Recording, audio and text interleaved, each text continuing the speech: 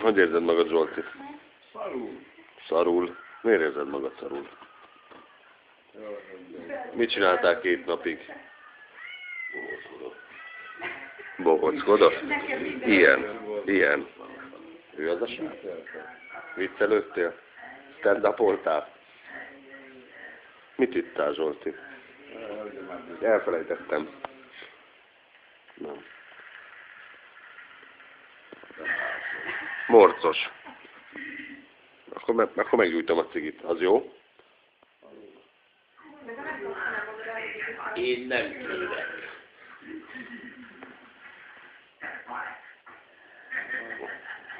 Te se Zsolt.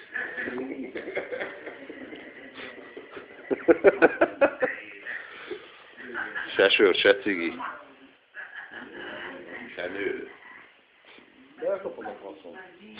Valami van, az is 50 éves. Mi? Mondom, hogy minden. Tényleg az.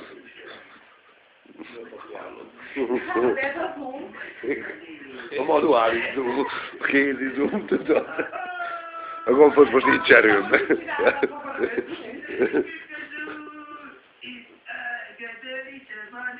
Mi is spanyolosan, Zsolti?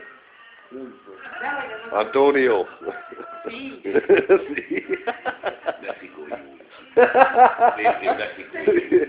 Nyomjad. Spanyolosan.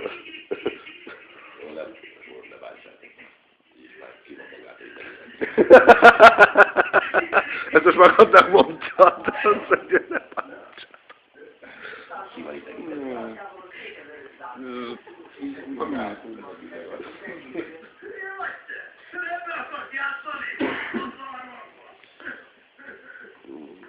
Igen, 2 napos alkoholizálás hatását szeretném csak bemutatni. És elég erre tudod. 40 kilót fogyott. És tegyetek példát. Igen. Nem így nézett ki. Nem ilyen gyerek volt a Zsolti pedig. Átmenő volt színizom. 2 nappal ezelőtt. 2 nappal ezelőtt, mikor elkezdett inni. De most. Mindenkinek csak egy gyerekkori képet. Ne, mert rám jön a sírás. Szép ügyelek. Tényleg szép volt. Tényleg szép volt. Tudom, láttam már. Kis kereszteljük így.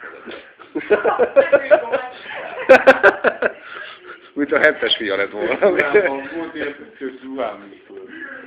Milyen pöttyös ruhás? Milyen játékkal vagyok a fényképező. Hűha. Voltak? Mikor a különböző is jár? Ez rágalom.